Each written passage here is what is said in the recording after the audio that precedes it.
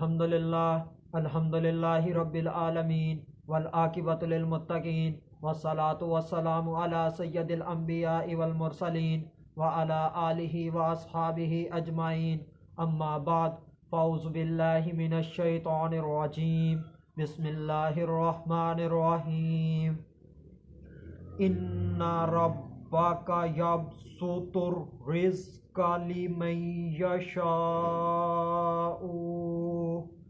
وَيَقْدِرُ إِنَّهُ كَانَ بِعِبَادِهِ خَبِيرًا بَصِيرًا صدق اللہ العظیم ان اللہ وملائکتہ یصلون علی النبی یا ایہا الذین آمنوا صلوا علیہ وسلموا تسلیما اللہم صل علی سیدنا و مولانا محمد وبارک وسلم وصلوا علیہ الصلاۃ والسلام علیک یا سیدی یا رسول اللہ الصلاۃ والسلام علیک یا سیدی یا حبیب اللہ الصلاۃ والسلام علیک یا سیدی یا محمد الرسول اللہ صلی اللہ علیہ وآلہ وسلم۔ اللہ تبارک و تعالیٰ کی حمد و ثنا اور اس کے پیارے حبیب حضرت محمد صلی اللہ علیہ وآلہ وسلم کی ذات اقدس پر درود و سلام کا نذرانہ پیش کرنے کے بعد میں سچے دل سے دعا گو ہوں کہ اللہ تبارک و تعالیٰ میرے حاضرین ناظرین سامعین کے مال جان عزت آبرو میں برکتیں عطا فرمائے، اور دعا گو ہوں کہ اللہ تبارک و تعالیٰ مجھے حق سچ ٹھیک ٹھیک بیان کرنے کی توفیق عطا فرمائے۔ اگر اس میں کوئی غلطی کوتاہی ہو تو اللہ تبارک و تعالیٰ اپنے شان کریمی کے صدقے سے بندہ ناچیز کو معافی عطا فرمائے۔ دعائیہ کلمات کے بعد آج کا جو میرا عنوان ہے وہ ہے امیر غریب کا فرق کیوں۔ خطبہ کے اندر تلاوت کی گئی آیت کریمہ سورہ بنی اسرائیل آیت نمبر 30 پارہ نمبر 15۔ ترجمہ: بے شک تمہارا رب جس کے لیے چاہتا ہے رزق کھول دیتا ہے اور تنگ کر دیتا ہے، بے شک وہ اپنے بندوں کی خوب خبر رکھنے والا دیکھنے والا ہے۔ اس آیت کریمہ کے اندر اللہ تبارک و تعالی آغاز میں فرما رہے ہیں ان ربک،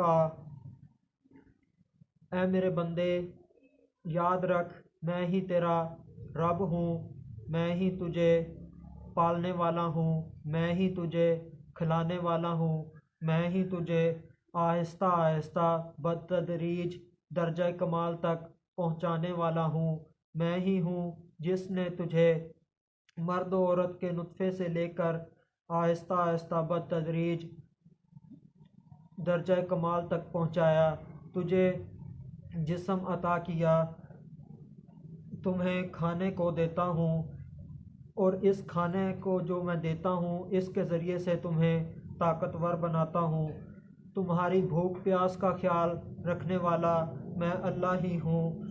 میں تمہیں ایسی خوراک کھانے کے لیے دیتا ہوں جو تم آسانی کے ساتھ ہضم کر لیتے ہو، تمہارے جسم کو طاقت دیتی ہے، توانائی دیتی ہے، سہارا دیتی ہے، اور میں ہی تمہیں مشروب پلاتا ہوں، میں ہی تمہیں حلال پاکیزہ طیب چیزیں کھانے کو دیتا ہوں، پینے کو دیتا ہوں، ایسے قسم کے مشروبات تمہیں پینے کو دیتا ہوں جو بے پناہ لذتوں والے ہیں، ذائقے والے ہیں۔ میں اللہ ہی ہوں جو تمہیں کھانے کے لیے گوشت دیتا ہوں، اور گوشت کے بہت سے جانور اور بہت سے پرندے ہیں جن کا گوشت اللہ تبارک و تعالیٰ نے اپنے بندوں کے لیے حلال کیا ہے۔ جانوروں میں کٹا، بکرا، بچھڑا، اونٹ، گائے، بھینس، مرغا، بکرا وغیرہ کئی قسم کے جانور ہیں، اور پرندے بھی ہیں جن کا گوشت بندے کھاتے ہیں۔ ایک ایک جانور کا گوشت بندے مختلف طریقوں سے پکا کر کھاتے ہیں، مختلف ذائقوں سے پکا کر کھاتے ہیں۔ یہ اللہ تبارک و تعالیٰ ہی ہیں جو اپنے بندوں کو گوشت کھلاتے ہیں۔ اللہ تبارک و تعالیٰ نے اپنے بندوں کے کھانے کے لیے کئی اقسام کی دالیں پیدا کی، اور ہر دال کو بندہ مختلف اندازوں میں، مختلف ذائقوں میں، مختلف طریقوں سے پکا کر کھاتا ہے، اور اللہ تبارک و تعالیٰ بتا رہے ہیں اے میرے بندے میں ہی ہوں جو تمہیں کھانے کو دیتا ہوں۔ اللہ تبارک و تعالیٰ نے اپنے بندوں کے لیے सैकड़ों किस्म की सब्जियां उगाई, गाजर, मूली, पालक वगैरह वगैरह, और बंदे इसको मुख्तलिफ़ अंदाज़ों से, मुख्तलिफ़ तरीक़ों से कच्ची या पका कर खाते हैं। एक एक सब्ज़ी की कई कई डिशें बनाते हैं। तो अल्लाह तबारक व तआला फरमा रहे हैं, इन्ना रब्बा का, बेशक मैं ही तुम्हारा रब हूँ, मैं ही तुम्हें पालने वाला हूँ, मैं ही तुम्हें खिलाने वाला हूँ। अल्लाह तबारक व तआला ने इंसान के लिए, खाने के लिए, अपने बंदों के लिए सैकड़ों किस्म के फल दिए। हर फल बेपनाह लज्जत वाला, जायके वाला, मिठास वाला। अल्लाह तबारक व तआला अपने बंदे को पके हुए फल खिलाता है। अल्लाह तबारक व तआला हमें, हमारे खालिक व मालिक हैं। अल्लाह तबारक व तआला का हम पे एहसान है, मेहरबानी है। अल्लाह तबारक व तआला ही हैं जो हमें पीने के लिए साफ़ शफाफ पानी देते हैं। अल्लाह तबारक व तआला ही की ज़ात है जो हमें पीने के लिए शहद देती है, पीने के लिए मुख्तलिफ़ सैकड़ों किस्म के फलों के जूस फराहम करती है। हमारे पीने के लिए कई कई अक़साम के मशरूबात तैयार किए। अल्लाह तबारक व तआला कि हम इन नेमतों को मुख्तलिफ़ तरीक़ों से, मुख्तलिफ़ अंदाज़ों से पीते हैं। मिसाल के तौर पर हम दूध से चाय बनाकर पीते हैं। इस तरह हम अल्लाह तबारक व तआला की नेमतों को खाते हैं, पीते हैं।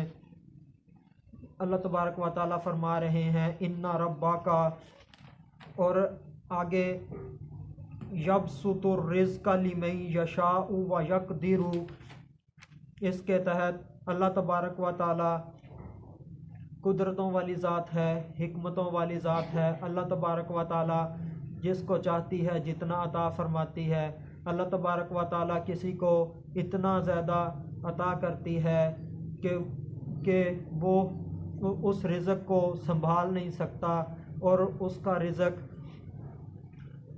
इतना ज़्यादा होता है कि वो कूड़े के ढेरों पे पड़ा हुआ नज़र आता है। इतनी ज़्यादा वाफर मिकदार में होता है, घर में पड़ा रहता है, और वो किसी गरीब को नहीं दिया जाता, बल्कि ख़राब होने के बाद या फिर ठीक हालत में ही गटरों के अंदर गिरा दिया जाता है। इतना ज़्यादा अल्लाह तबारक व तआला उसको रिज़्क़ देते हैं, उसको वुसअत देते हैं। और अल्लाह तबारक व तआला जिसके लिए चाहते हैं रिज़्क़ को तंग फरमा देते हैं, उसके लिए रिज़्क़ की कमी कर देते हैं। और बाज़ लोगों पर तो ऐसी रिज़्क़ की कमी हुई कि उनकी भूख की वजह से जान निकल गई, उनकी प्यास की वजह से जान निकल गई। एक मर्तबा भी ऐसे लोगों को पेट भर कर खाने को नहीं मिलता।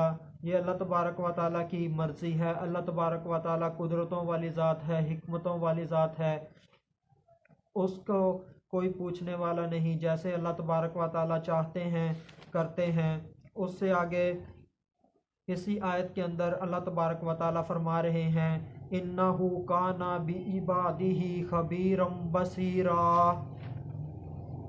अल्लाह तबारक व तआला अपने बंदों को खूब जानता है। अल्लाह तबारक व तआला अपने किसी बंदे को अमीर बनाता है तो उसमें भी उसकी हिकमतें हैं। अगर किसी बंदे को अल्लाह तबारक व तआला गरीब बनाते हैं तो उसमें भी उसकी हिकमतें हैं। पहली हिकमत, अल्लाह तबारक व तआला अगर किसी बंदे को अमीर बनाते हैं, रिज़्क़ कसीर अता फरमाते हैं, माल ज़्यादा अता फरमाते हैं, तो उसमें उसके ईमान की भलाई होती है। अगर अल्लाह तबारक व तआला उसे रिज़्क़ की कमी कर दें, तो उसे गरीब कर दें, तो इसमें ख़दशा है कि उसका ईमान उसके हाथ से चला जाए, ईमान उसका कमज़ोर हो जाए। तो इसलिए अल्लाह तबारक व तआला उसे माल कसीर अता फरमाते हैं। मिसाल के तौर पर अगर कोई बहुत ज़्यादा अमीर काफिर ईमान ले आए और ईमान लाने के बाद उसके ऊपर गुर्बत टूट पड़े, तो हो सकता है, ख़दशा है इस बात का कि वो दोबारा कुफर की तरफ चला जाए।